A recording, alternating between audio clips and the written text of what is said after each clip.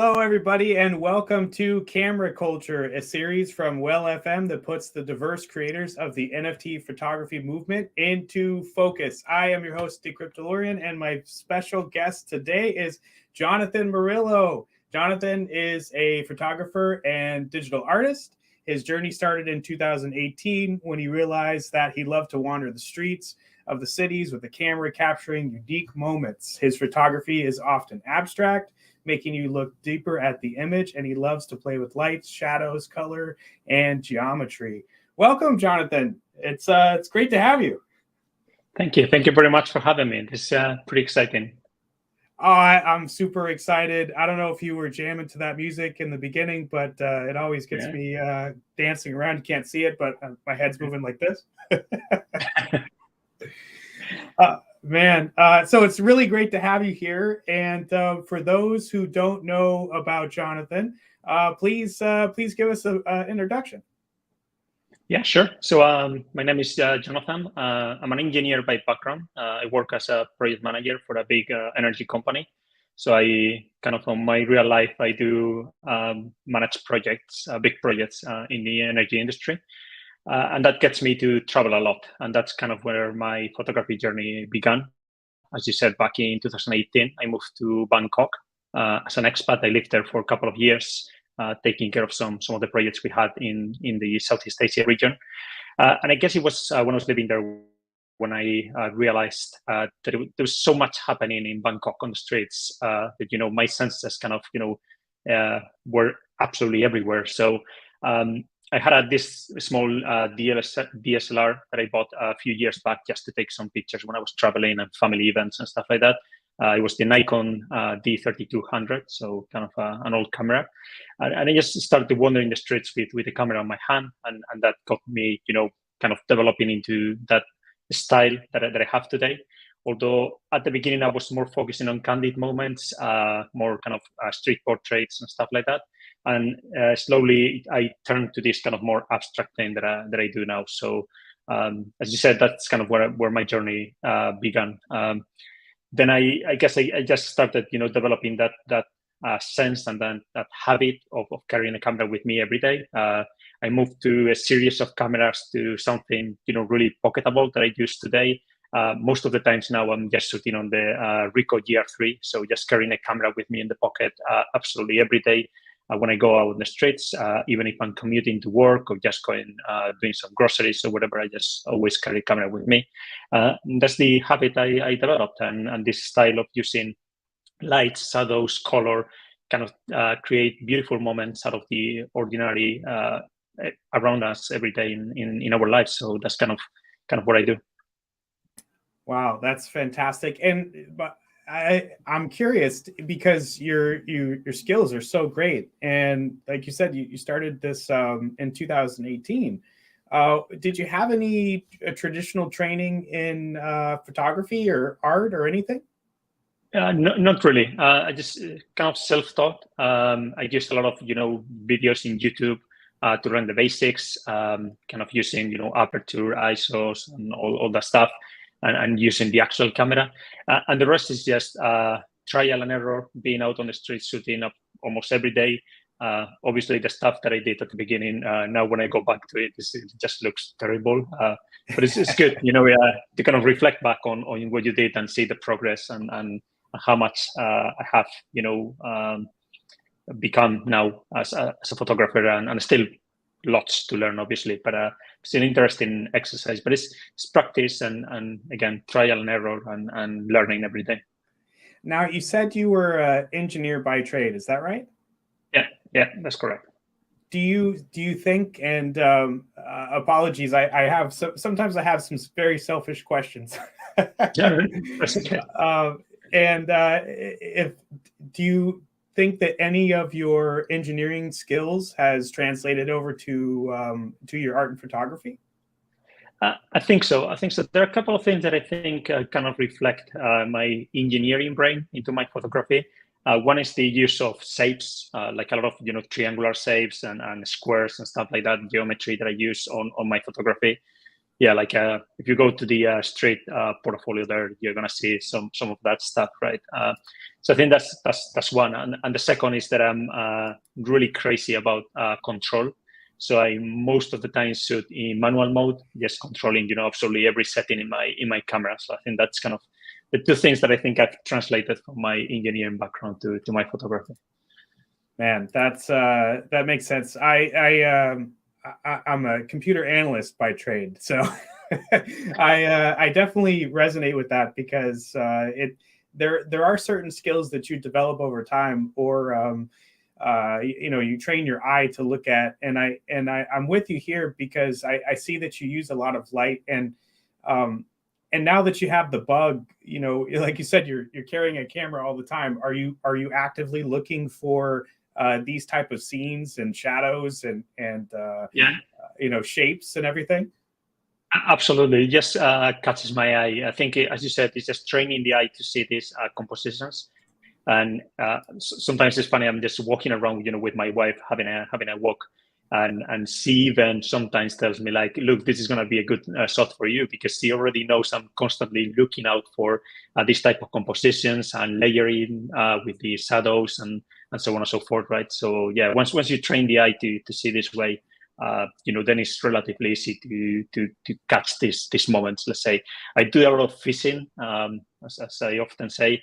Like I see the composition and then I wait for somebody to come in, someone interesting to come into the frame. So that also helps a lot when you're out on the street, not just taking photos of strangers. That can be a bit, aggressive sometimes, maybe for some people. I'm just sitting in a corner with my camera, and often they even apologize when I take the shot because they think they just got into the frame, right? So I love that. And do you ever find yourself you're stopping all the time, and then your wife's looking at you going, "Hey." No. Sometimes we just walk in and I stop to take the shot, and she doesn't realize, and she just keeps walking. And after 200 meters, she just turns back and is like, "What the hell? You let me alone walking?" It's like, sorry for that. You just had to take this shot. So, yeah. Oh, I love it. And so, tell me a little bit about. So you started taking photography, and have you jumped into anything that's in the traditional photography world, or has it all been NFTs so far? No, I actually entered the NFT space, back in last year, so it's very recent to me. And I've been kind of into photography, as I said, from 2018, mostly using Instagram as kind of a portfolio, if you mind, for my photography, but not doing anything really serious. I sold few prints to people who were interested into some of my photos, kind of by request, or I do have a section in the website now as well for prints. But yeah, that's mostly what I did. Nothing really professional about this. It's just a hobby that I really enjoy doing, and NFTs now is a great opportunity to try to make it something a bit more interesting, if you might.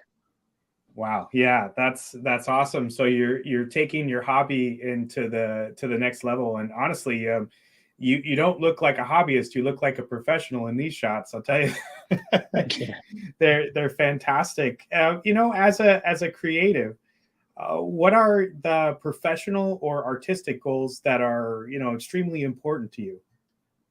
Well, first of all, is enjoying what I do. I've got the luxury not to make a living, out of my passion, let's say, which is the photography. I don't have to pay the bills with my photography, and that takes a lot of pressure, out of this. So I just do this because I love it. So that's kind of a goal to me, is to keep doing what I do like this, even if at some point becomes kind of my professional career. Although I'm not so sure that that's going to come at any point in time. But even if it comes to that, enjoying it and keep, as I said, just wandering the streets with the camera in my pocket is kind of my main goal. I don't want to, when this becomes something, as I said, that needs to pay your bills, I think that puts a lot of pressure into creating, and sometimes falling into kind of a trap where you try to follow trends that are selling well and stuff like that, and you kind of start losing yourself a bit there, I think. And and nothing to say be ashamed of. I understand, people need to be paying the bills and make a living out of their art. It's a really tough to be out there like that. But I just have the luxury not to have to do that and just enjoy what I do. So that leads me to my next question, which how important is the commercial side? Because like you said, you're not really focused on making a living from this. It's more of a hobby, but also, I mean, obviously, like I said, you're mastering that hobby for sure. How important is the commercial side of this to you? Well, I think with NFTs, it's become a bit more important, and it's a balance that I'm trying to find now. For quite some time, I've been really focused on the marketing and commercial, and tried, to make some sales in the NFT space and make some money out of my photography, because it's exciting when you feel rewarded for the stuff you love, right? This comes natural to everyone, I think, and for quite some time I've been too focused on that part, and I barely stopped creating, right? I kind of lost track a bit, and I think that's something that is very difficult to balance.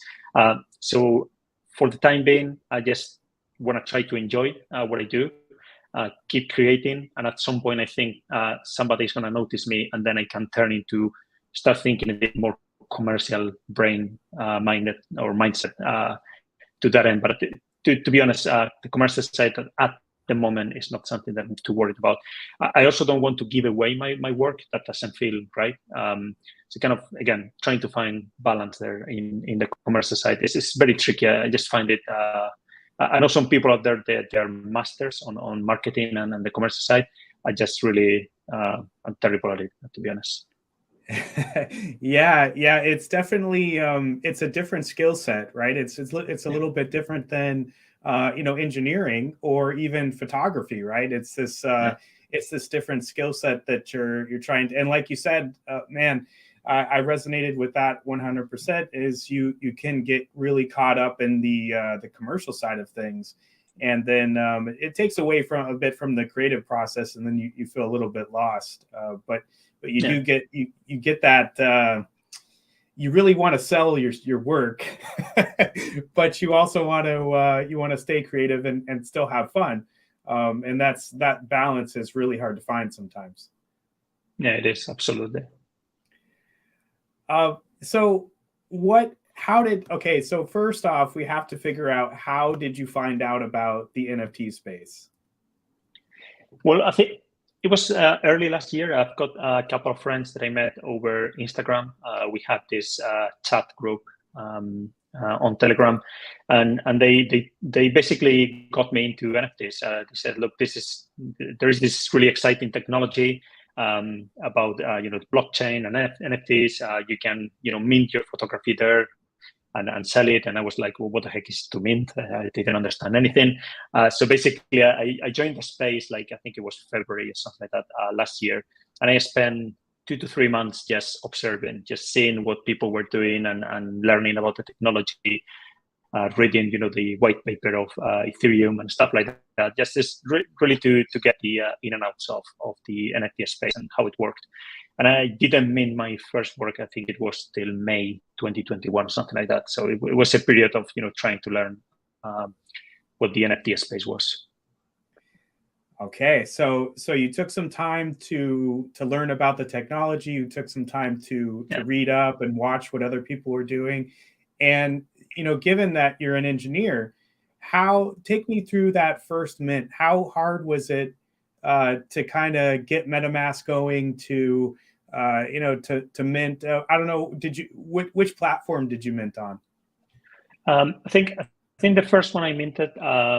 I first minted on Tethos. I was on Gen at the beginning. Okay. I think it was the first time I minted, just because it was cheaper. Basically, I just wanted to try the experience, and I minted an edition there that probably you can still find somewhere in Object now. So that was kind of my first mint, and that was kind of complicated because Honey wasn't really a very intuitive platform, so it took me a bit of time to get around that. But then the first kind of big mint, I think it was that one you have on a screen. It was my Genesis, the one on the right, the origin piece. That was my Genesis on Foundation. I got an invite to Foundation, and I just minted my first piece there, which is that one you have on the screen. And I think I found it relatively easy. I think it was very intuitive, all the process, creating the wallet and setting up the profile and everything. And as I said, I had this couple of friends helping me out throughout the process and so on and so forth. So to me, it was a relatively easygoing experience to get my first mint out. Gotcha. And what was? Tell me about your first sale and how long it took. Yeah, it took a while. I think I made my first sale, which was another piece in Foundation. It was collected by Fidel. He's a big collector, very well known on the space. He collected this is another piece, that one, The Unexpected Guest, that was collected by Fidel, and that was August, I think, 2021, and that kind of triggered a few more sales. I sold the Genesis piece, which is the one you had in the screen before, and a few pieces of a couple of collections I minted in OpenSea, Shadows of Croatia and Throwback Summer. So I had a relatively very good August month there with probably, I think it was 10 or 12, I can't recall, NFTs sold in that period of time. So it got me very excited. And then it basically went silent for months again. So, the NFT space is like that. You can have a couple of good weeks and then just the momentum gets lost and everything goes silent. So, yeah.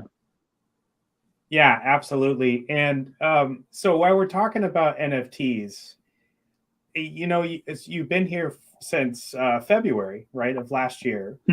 Yeah. And you've seen a few cycles, right? You've seen a very heavy bull cycle, I'd say. And then you've seen this kind of a slowdown bear cycle, we call it. So was this period of time the first experience you've had with cryptocurrency and crypto markets? Yeah, it was my first experience. I didn't have any. I remember back in 2018 when I was living in Bangkok, I had a colleague at work, and he had some Bitcoins, and I remember looking at that stuff at that time, but I wasn't really into cryptocurrencies or anything. I never held sorry any cryptocurrency or anything like that. So this was kind of my first experience, and it's very volatile market. The value of the cryptocurrencies goes up and down. You've seen that by most of the times 2 digits a day. So 10% up, then 15% down. It's just crazy. And yeah, it's just a lot to take when you have to make a living out of this. It's a lot to take. So I really recommend people, to be, safe out there if they need to make a living. It's a tough place. Yeah, absolutely. So now that you've had this experience with both markets, what are your thoughts on the current market? I think it's a time.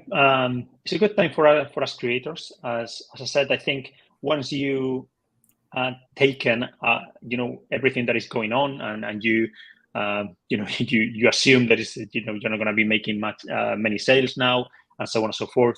I think it's a good time for us, as I said, to decouple a bit from that marketing and commercial side and focus on creating. To me now, I'm focusing on upping up the level of my photography. I'm going to be moving some of my stuff to my own smart contract. So kind of start building for the next bull market, right? So when the right time comes next time, I'm going to be much readier now than I was in the previous one back in August 2021, right? I didn't know very much what I was doing at that time. I made a lot of mistakes from which I'm learning a lot now. So I'm basically, setting up everything to try and be better, I guess, in the next bull market. Wow, I love that. I love that 100%. And okay, so that just, would you agree with me that when we're in a bull market, our focus gets a little bit? I would say maybe we get a little bit too comfortable. And our focus gets out of focus, if that makes sense. And then in the bear market, you're taking, I think, the right approach, which is you're working on your photography, which is already fantastic, and you're learning new stuff. You're moving contracts, so you're doing more to prepare for the next cycle. But would you say you lost focus in the bull cycle? I did. As I said, for some time I stopped, going out and take shots. They do shoot also on film. I haven't developed any film for months. So you start losing focus because you focus too much on Twitter and marketing and selling and so on and so forth. And it's so time consuming because there's so much going on out there. It's really complex. And at the end of the day, getting noticed, even in a bull or a bear market, is complex. There are just few collectors compared to the amount of artists we are in this space, and getting noticed is so difficult. Most of the times, most of the sales, small artists we make is mostly to peers, other artists that want to collect your work because they like it and it's affordable. But to get noticed by a big collector is really difficult. We are too many artists out there for really few collectors. And I think we can have this conversation later, but I think that's what the Web3 and all these marketplaces need to start working on, is on attracting not artists but collectors. But that's a whole different animal. Boy, it really is, and I do agree with you. There are more artists than there are people buying the art. I think that maybe that shifts at some point. But I love that you're taking this time to do all this changes, the building, the your focus, you're refocusing on what's real, what getting ready. And I think that a lot of people lose that focus, even in the I like to say it's a transitional phase too, when the coin prices are real high and everyone's emotions are running a little bit too crazy. And I think that people start to lose that sense of reality, and then you're just sitting there trying, I need more. But in a bear cycle, that really, the focus should be, look, I'm doing stuff, I'm making stuff, I'm getting ready, and maybe even the focus should be to collect more, to do more, to have more coins, to sell more work. Because when you're preparing for that next cycle, having all this foundation and this base is so important for the next cycle. Absolutely. One of the things that I learned in the previous cycle is that most of the photographers that made good sales during that cycle were photographers that were already established, kind of in the Web2 environment. So they were minting work that they had done for years to quality and a level that is really big, and they basically took that body of work that took them years to prepare and create, and they put them into the Web3, and it got sold instantly for massive prices, right? You cannot expect to get into a bull market, with some photos you shot last month and make sales and make hundreds of thousands of dollars. That's not how it works, and that's the mistake I made in the previous one, and I'm conscious of that. And I rushed into minting some of my most recent work, and I threw in the collection you are showing at the moment, Shadows of Croatia, as well as Throwback Summer. Those were two collections that I really rushed into minting, and I think they were not very well curated. Although some of the images, I think they are great, but I think as a body of work, it is still, it's missing something there. And that process of creating your work, and it's a process that takes years, not just a couple of days to rush and try to catch that bull market and make some sales. And that's something I learned from. And actually, I launched a collection a few weeks back in Sloika, and it took me several weeks to create that collection and prepare it and so on and so forth. So it was more a thoughtful process than these collections, for example. So I'm just taking the learnings and moving forward, trying to do better this time. Wow, I like that a lot. And so now your answer may change. You may have already answered it though. So what are some of the biggest challenges you faced by being in the space this long, and how did you overcome it, or how are you overcoming it? And you may have just answered that, but I'm curious to see if there's a different answer there. No, I think that the biggest challenge is getting noticed. It's really hard. I think I don't think people realize, because when we're in Twitter, because that's everything we see about NFTs, right? It's basically Twitter. And the way the algorithm works is that you're going to be presented with success cases, because that's the things that get the most of the retweets and the likes and stuff like that. So when somebody sells, full collection instantly and makes hundreds of thousands of dollars, that's the story you get, right? But you're not seeing the thousands and thousands of artists out there that are not making a single sale. Actually, you go now to the foundation website, you can see that probably there are, I don't know, 100 or less active auctions in the platform. So there's not much going on out there, right? So getting noticed by collectors is really, really tricky, and it's really hard. And I haven't still figured out how to overcome that.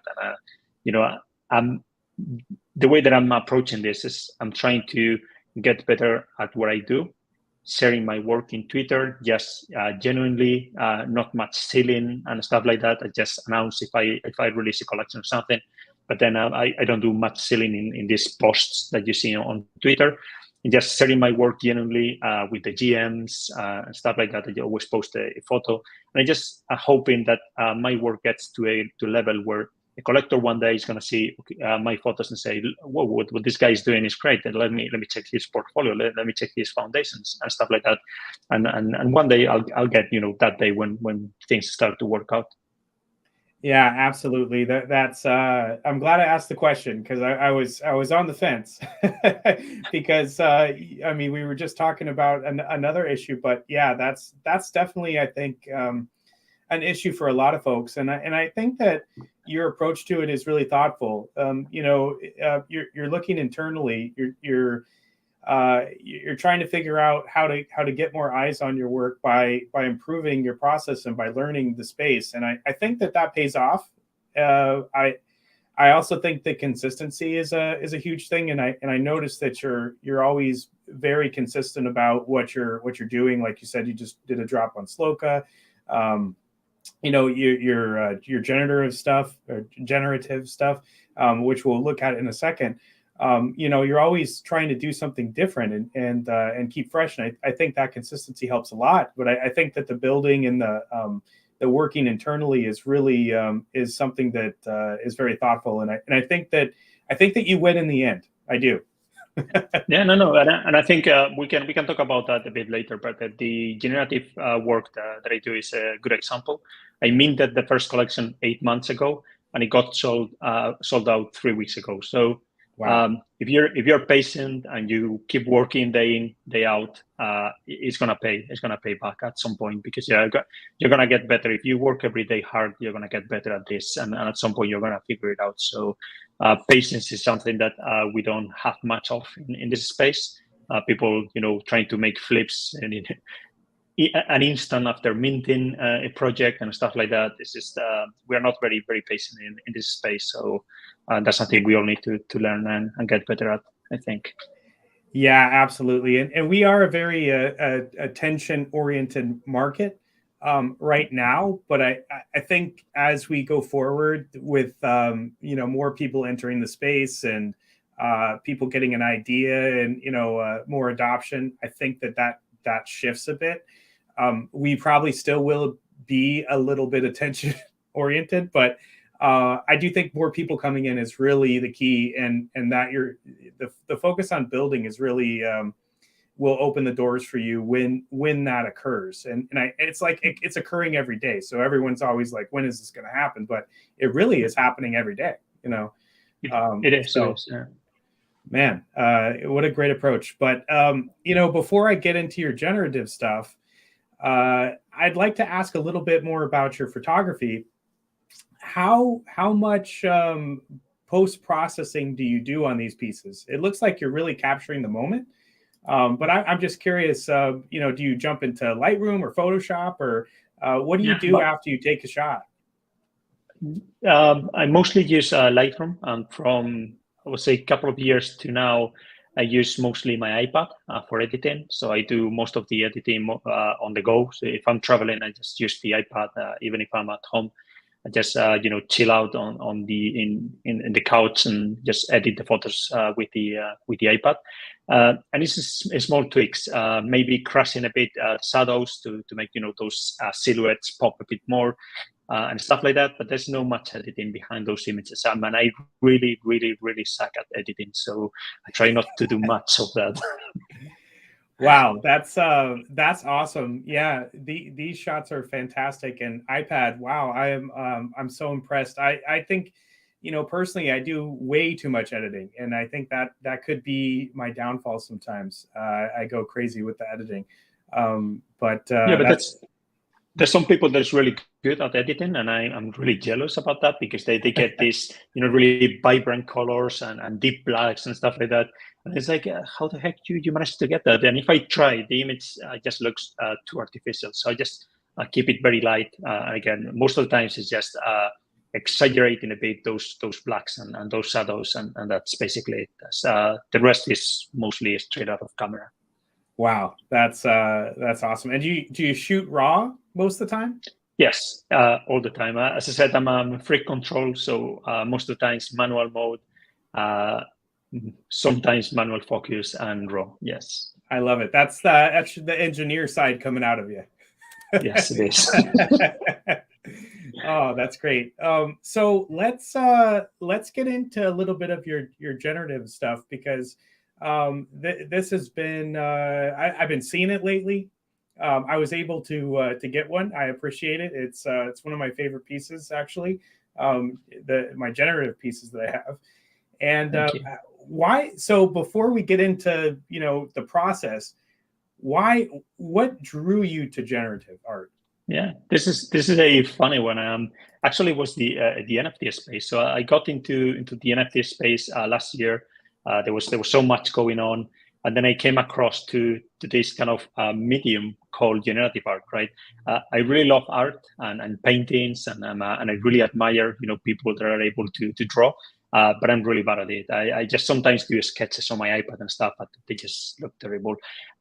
And then I learned that there's a way for me to create using code. So I'm a mechanical engineer by background, but I always loved computers since I was a kid. So I do have some programming background. So I know how to program, not to very pro level, but I know the concepts and some of the languages.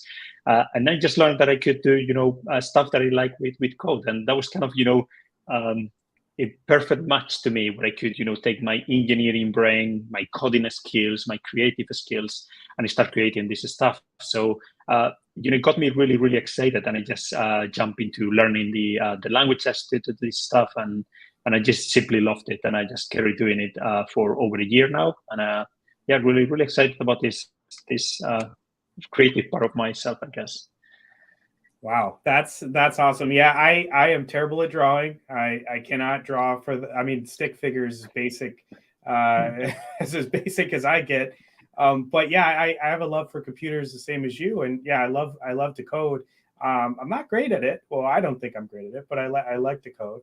But this fits. I mean, it really does. Now, when you're trying to, I guess take us through how this process works. So how does the coding, and what you're doing, how does that end up on the screen with the lines and the shapes and everything?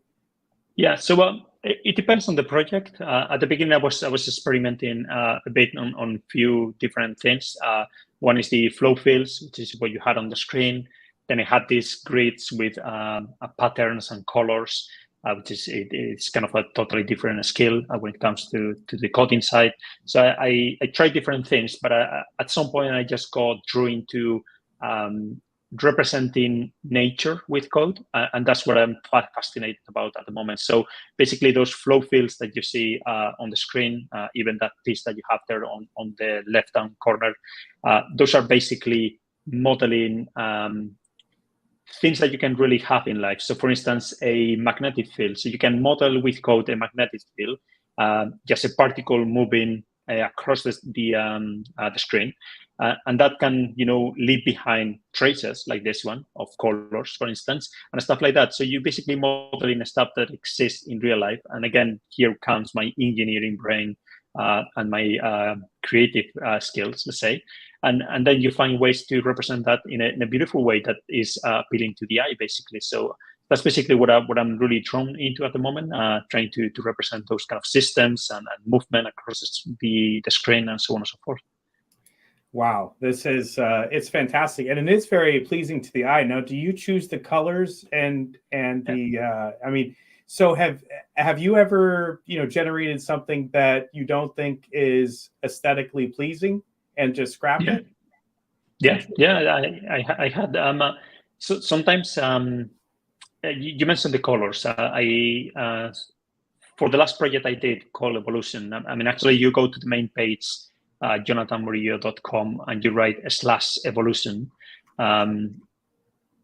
There's no link, direct link here, but if you just write up on the searcher /Jonathan Murillo /evolution, you get to the website of the latest project I launched. And for this one, I selected myself all the 18 color palettes. So I had 18 palettes that have been handpicked by myself, all the colors and everything, to try to make the full collection, pleasing to the eye and so on. Those are some examples. And if you go up in the screen, you have the link to the OpenSea link. So, and there you can see the final product of the collection, which is this one. Yeah. Wow, I think this is fantastic. Yeah, I love those saves. Yeah, that's fantastic. You've done very well on this. This is great. Yeah, it sold out instantly when I launched the project. This is what I meant about being persistent and being there day in day out working hard. I minted the first collection, which is not this one, 8 months ago, and when I announced the release of this collection, I instantly sold all my one-on-ones in foundation. I sold out the previous collection, and I sold out this collection just in a week. Everything went so fast. So so just be patient and keep working, regardless of the craft you do. It's gonna pay out at some point. Absolutely, and what a great collection, and this. I love that you're doing this. What do you like to do better? Do you like to take photography, or do you like to do the generative art, or is it balance? Photography? Yeah, photography? No, it's photography. It's no brainer to me. I just love it so much. Yeah. Wow, I like that. I like that because I agree with you there. You sit on computers all day and you work with them, and even though I love computers a lot, I mean, ever since I was a kid in the 80s, the first time I saw a computer, I mean, that's all I wanted to do. But yeah, at some point you just like, I want to do something different. Yeah, but it's also I guess because of the style that I suit on the streets. Being out on the street to take photos is something that is really exciting, because you never know what you're going to be coming across with on the streets, and sometimes you get very surprised, with this particular scene developing on the streets or whatever, and it gets me so excited when I know I have nailed a shot, and I can wait back to home to edit the shot and share it in Twitter and Instagram. And so on and so forth. It just gets me so excited when I'm out on the streets shooting. So yeah, there's nothing compared to that feeling. So although I really love my generative work, and I really enjoy the coding and all that stuff, but photography is just a big love to me. So absolutely, it's that surprise. It's that surprise out there with coding and generative art. You have a little bit more control, but that surprise and that randomness is really exciting. No. And it often happens with the generative work, right? You code something expecting a result, and you run the code and you get something totally different than you expected, but still really appealing and really good looking. And you say, okay, I made a mistake somewhere on the way, but I really like the result. So it's kind of same feeling that when I'm out on the streets, like you get something totally unexpected, and that's a funny moment as well. Wow, I love that. So while we're kind of on the subject, you're talking about it a few minutes ago. What tips for people out there that are doing photography or art, or anything creative really, who are listening, who are kind of on the fence about the NFT space, what would you recommend? I mean, you've been in a while, you've done different things, you're doing different things, you're building, you're honing your craft. What do you recommend for someone just starting out? I think learning the in and outs, as I did, I think is a key aspect of it. I've got people, sending me DMs like, "Hey, I just minted my first space. Here it is. I really like it. Please, can you buy it?" and stuff like that. And that's not really the approach. I think in the NFT space, you need to really understand what you're doing. I think that's the first one I would really recommend to people to observe what others are doing. I think that's key. Look out for if it's photography, for photographers that you consider to be kind of at your same level and the same level of maturity within the NFT space as well, and see what they are doing, how they are building, and how they are behaving in the space. I think that's really important. That piece about observing what's around you, and then again, I know it sounds silly, but patience and building is key in this space. If people come here expecting to make some quick bucks, in the first week, and I think that's the wrong approach. It may work out for some people, but in most of the cases, 99% of the cases, that's not gonna work out for them, and they're gonna be burned within a week. So come into the space with with a long-term plan, not high expectations for the first few weeks. Don't expect to make any sales or whatever, and just learn what you are doing. I think that's kind of key. Otherwise, I've seen too many people burnt out in this space. Yeah, absolutely. That's something that we see time and time again. Year and year. It doesn't matter if it's what cycle we're in. People come in, they have some very high hopes. They maybe they saw something on YouTube or or you see someone selling some NFT for thousands of dollars, and then you say, well, I could do that too. And then you come in and it doesn't happen within the first week, and then you get depressed or something.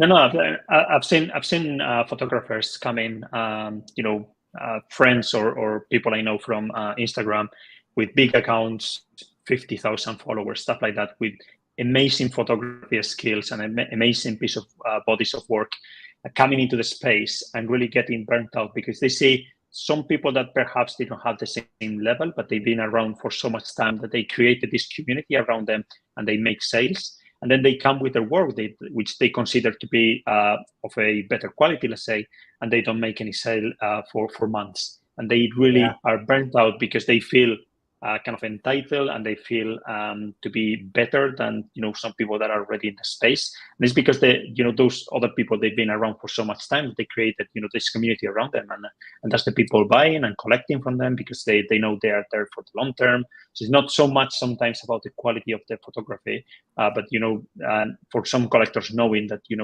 people are going to be here for the long term because they, as you say, they already lived in these cycles, bear and bull markets, and they've seen so many photographers disappearing from the space. And I think collectors now are more picky about, the work they are collecting. Absolutely. I kind of attribute it to, if you were a fantastic artist, let's say, and, no one knew about your work.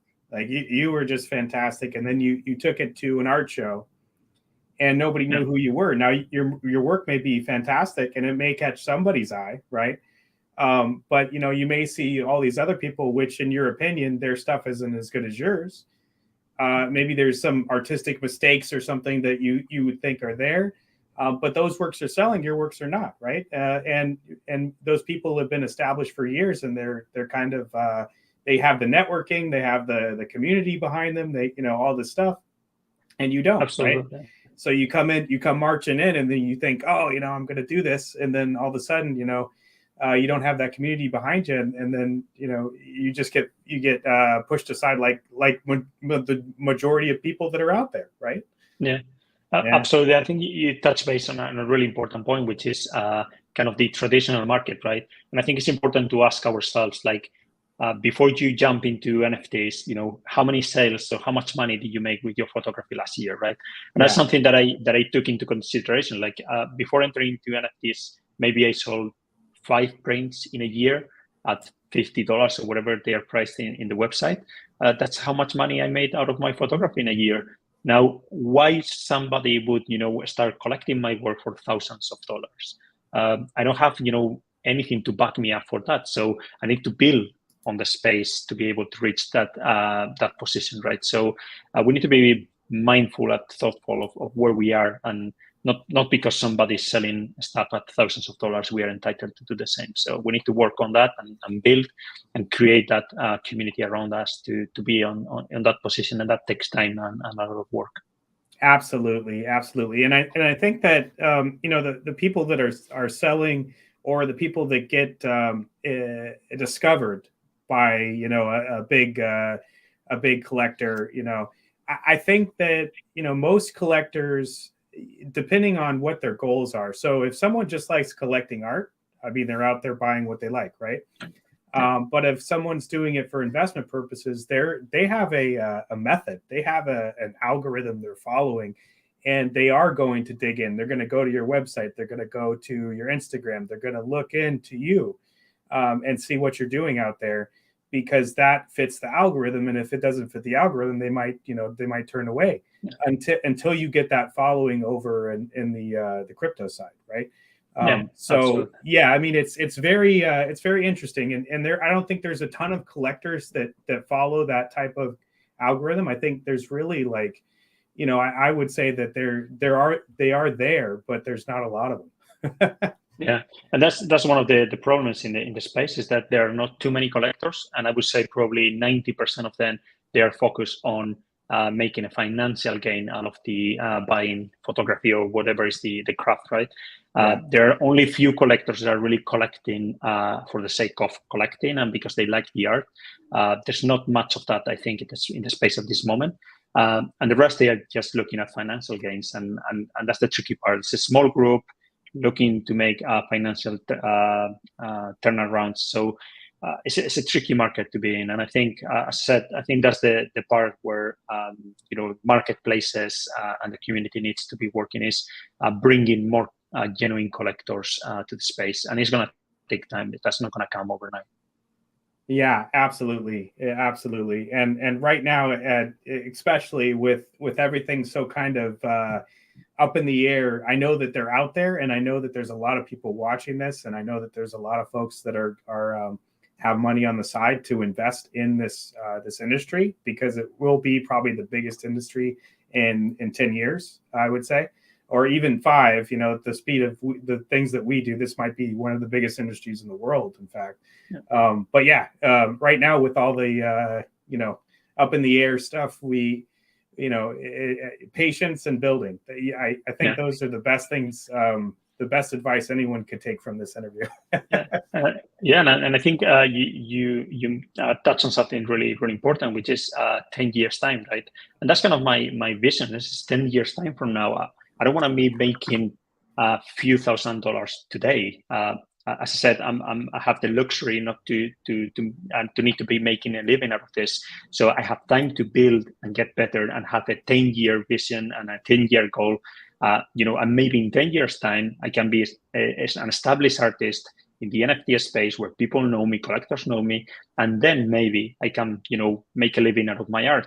But I'm not expecting to have this come in just few months, because again, it's going to be a cycle. Even if I make some sales, I cannot make a bold move and go and live out of my art, because maybe I had a couple of good months, and then it's going to be a year when everything goes silent, right? So my goal is always 10 years, keep building, and then let's see if I can get back something in 10 years time. Wow, I think you're going to nail it. Honestly, with what I've seen so far from your photography, your generative work, the way your approach is, yeah, I think you got the right mindset, and I think you're going to nail it. I think in 10 years, you might look back at this interview, and you might be one of the biggest photographers in the space. That would be funny. As I said, it's the same with the photography. Reflecting back on the stuff you did a few years back and see the evolution. and it's really funny. So I'm going to make sure I save this interview on a safe place, and I can turn back to this in 10 years time, see where we are. That's awesome. Okay, before we go further, and then I got a couple more questions for you, but let's get this POAP out of the way. I know that there's people watching and waiting for this POAP right now, in fact.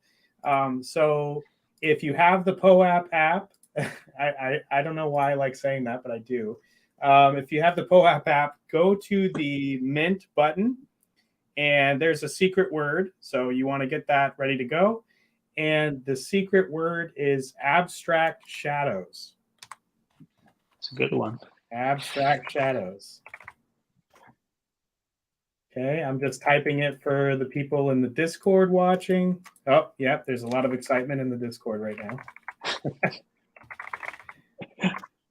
Okay, yeah, I'm sure Vic is going to jump into that one. Oh, yeah, Vic for sure. He's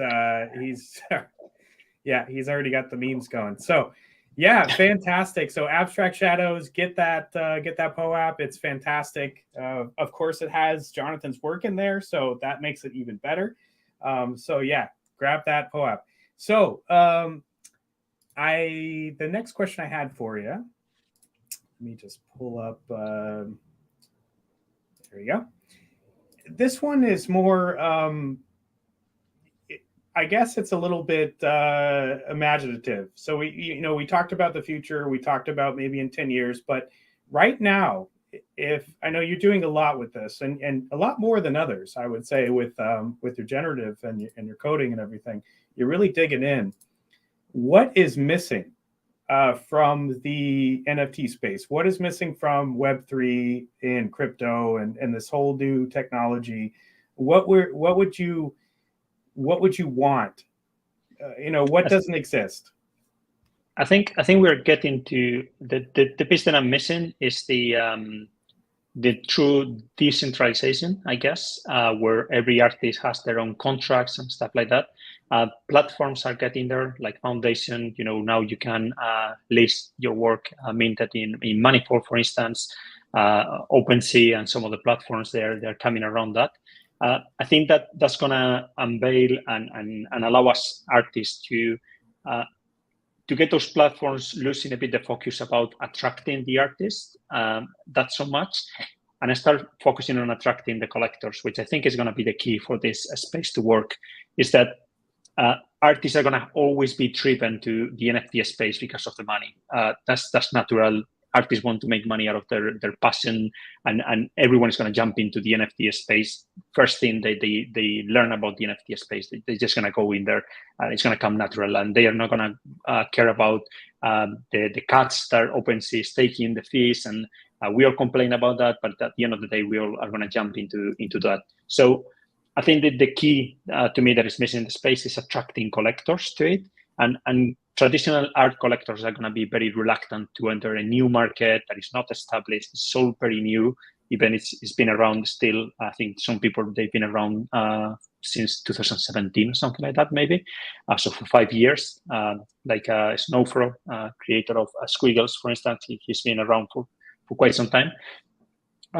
But attracting those traditional collectors into something that is technologically really new, I think that's going to be the key, and that's the part that we are missing. I heard some interviews and podcasts lately, and talking about that piece where some people that are heavily into NFT space trying to bring traditional collectors into the space, and they were really getting hard pushback. So that's the piece I think that we are missing, is making it attractive for collectors, not for artists, because artists are going to follow money naturally, I think. So that's kind of the piece I think we're missing at the moment. Absolutely. And I think, and I always say that my worst year in the space was 2021. I guess I could say my best year, but my worst year, I don't know. It's I would say that was probably the least amount of fun I've had, only because we were in a bull cycle. So I feel like the fun just kind of got ripped out, and I was more worried about a lot of other things. But that like craziness, right? That frenzy, I think that attracted some people. But the fallout of how fast that turns, I think also detracted. I don't know. What are your thoughts on that?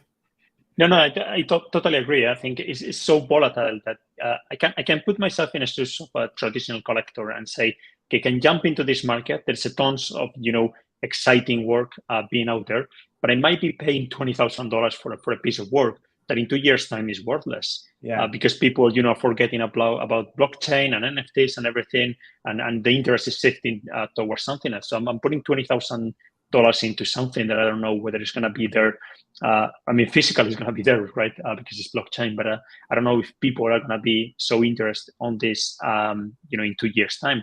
And I really understand that position from traditional art collectors, and that's going to take a process. And again, it's something that we all need to be working on, through in real life events as well. I'm going to be going to NFT London in November. I'm going to try to make some in real life exhibitions as well of my work, both generative and photography, and maybe try to make some connections with, traditional art collectors, talk to them about NFTs, and slowly, all together, we need to be working on bringing them to the space.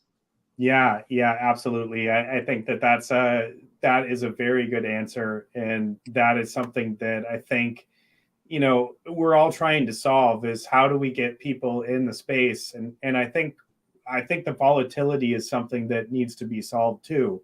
How could we make this less volatile, and also how do we get realistic, stable prices? As much fun as it is to see whatever you buy go to like the moon, right? But it's also not as fun when it doesn't. It drops down just as fast, and then you don't get it. You don't get any adoption because people are worried that whatever they buy is going to be worthless. So it's true, and it is all about price discovery, right? Because if you're selling something at mint for 0.1 and instantly people are flipping for 1 ETH, that means that your price was too low at minting. And the other way around, if it drops dramatically, it was too high. So is how we work on that price discovery. So mints come out to a relatively sensible price, depending on the artist and the collection and so on and so forth. That's what we need, a piece that we need to be working on as well. And I think some people are already starting to think on that mindset. I think I heard the other day on an interview, I think Artblocks is trying to put in place a mechanism for that, so they can have kind of a price discovery mechanism before the mint. So that's also, as you said, it's a tricky one. And again, that attracts a lot of people just trying to make flips and financial gains, which is, I understand people doing that because we all do make a living, the way we want, but I think it's important to make the art space at least a bit more genuine and a bit more authentic, I guess. Yeah, I agree with that 100%. And maybe, well, I won't say that.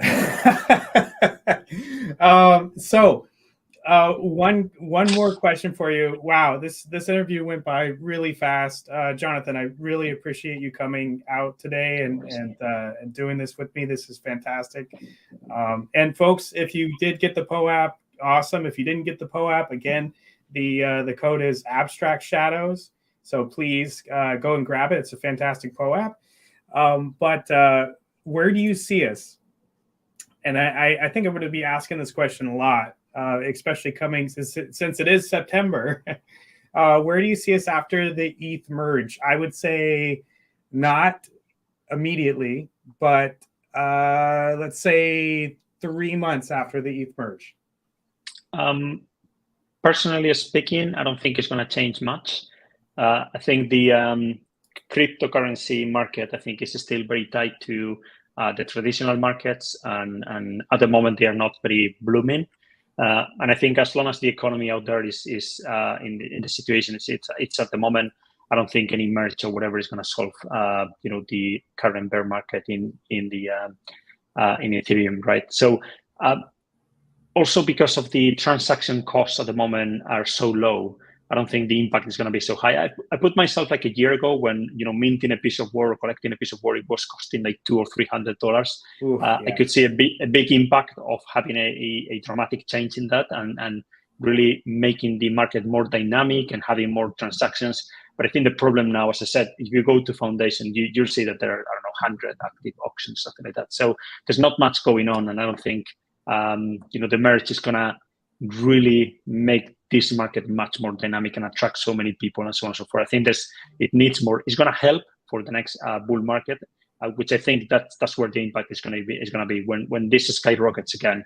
I think it's going to be big. So I really recommend artists to be ready for that. Websites, portfolios, your own smart contracts, and so on for work on that. For my generative start, I learned how to have my own contract, my own mint button on my website, and so that kind of decentralization where the focus is the artist and the art. Just work on that and learn the skills and set yourself for the next one. Wow, fantastic! That is, I mean, you've only been here since February of 2021, and that is some sage advice. That is fantastic. Everybody should be listening to that because I do agree with it 100%. I don't think the merge is going to be massive, but it sets us up for that next cycle. And really, what we should be doing as artists, photographers, everybody that's in the space, whether you're trying to flip stuff or whatever, you should be positioning yourself for when the next cycle comes and really working on how can you get ready for the next thing. And not worry about most. I mean, you got to worry about the day-to-day, but not so much. It's mostly about preparing and what that looks like, for you. Maybe you're trying to stack Ethereum. Maybe you're trying to stack NFTs that are really you think are going to be valuable in the future. That type of advice, and even working on yourself and your art. And the website, that's some fantastic advice, is making sure that website of yours and that contract is set up and that this stuff and you're ready.